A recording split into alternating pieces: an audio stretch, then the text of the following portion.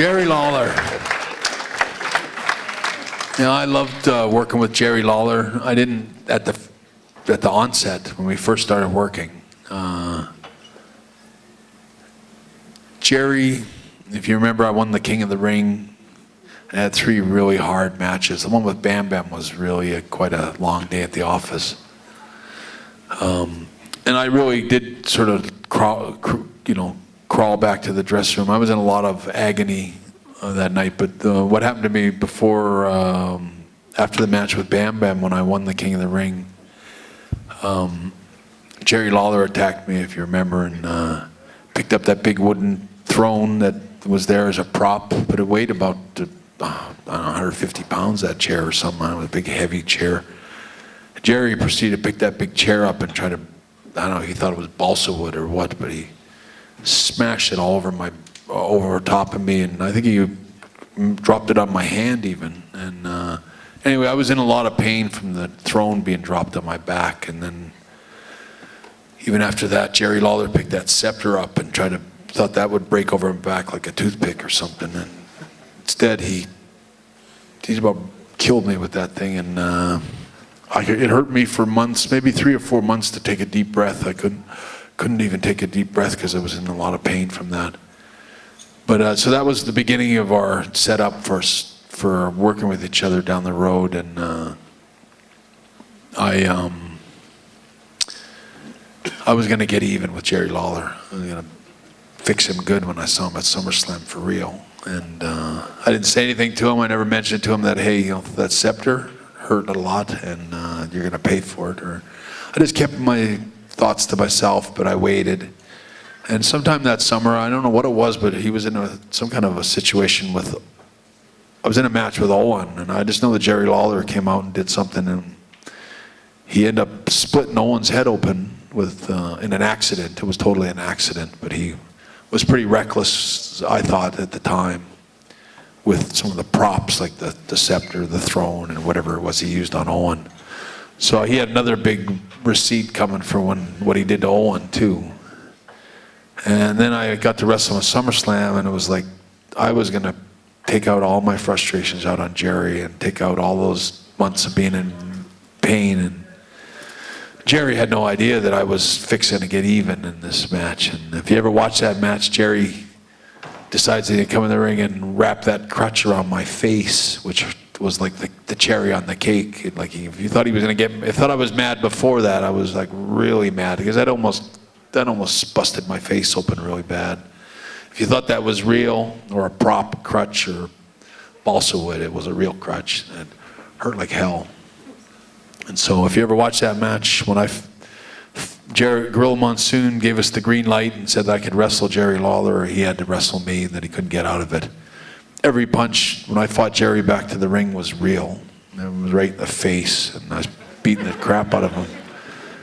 And Jerry didn't know what the hell was going on. But I remember at the very end of the match when I put him in the sharpshooter, and we'd gone over this earlier in the night, he wanted me to just take it easy on him with the sharpshooter. I said, yeah, I'll put it on real easy, Jerry. And when I got in the ring with him, I knew, I said, the way to do this, and if you watch me, it's kind of fun to watch, because I put it on, I got it on kind of easy. I didn't put it on, I didn't kind of crank it. And Jerry's selling it and all that. And after about 10, 20 seconds, when he started getting tired, I'm cranking him up pretty good. That's when I kind of really cranked it. I kind of made the back of his boots touch the back of his head, and cranked on him big time. And he was giving me, if you ever watch, he's reaching up and giving me the office, or to tell me to let him out, and like enough, you know, and I'm just grinning away, stretching him. But if you watch that, you'll even see the WWE agents come in the ring, and they're all trying to plead with me to let him go and all that, and they're all pushing on me and making me hurt him even more. And which always makes me think about Jerry. He had a lot of people that didn't like him for whatever reasons. I never worked for him, and I never wasn't around Jerry, so I didn't know him to not like him. Which reminds me of the first time Jerry, I remember when he first joined WWF, I remember he kept wandering around the dressing room, and he kept saying, have you seen my crown? And I was like, I didn't have the heart to tell him, like, yeah, I saw your crown. But so I kept telling him I didn't see it. It It was in the shower, and I really don't know what wrestlers they were that violated Jerry's crown, but there was, I'm guessing, about 8 different wrestlers that pooped in his crown. I've always wondered about, like, trying to envision that, like, which guy, like, you know, here's the crown, here's your turn, you know, like, I don't know. I never saw anybody do it, but I know that it sat in the shower, about like he had imagined. And he's like, it was like about 3 feet away on the other side of the wall, and he's going, I can't find my crown anywhere. And I remember it was like I was getting changed in that room, and I remember kept waiting for him. He's going to find it sooner or later, and he did find it sooner or later, and he was stunned and mortified. And I think it started there, and they ribbed Jerry for a little while. A lot of guys ribbed Jerry, and he went through, you know, went through that whole thing. But in saying all those things, I loved Jerry Lawler and the matches he had.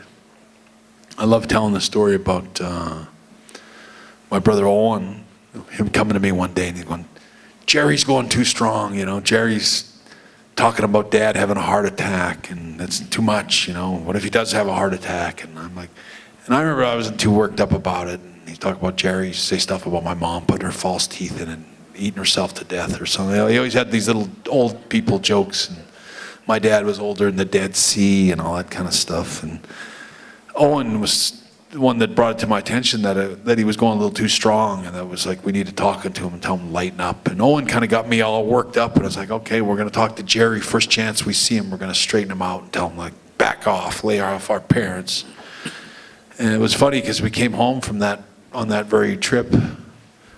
We came home, and we both, often when we first came home, we'd both drive up to my parents' house and visit them both at the same time, which is funny because we always pretended like we didn't talk to each other, and we kept that alive at the house. No matter who was there, we always pretended we weren't friends.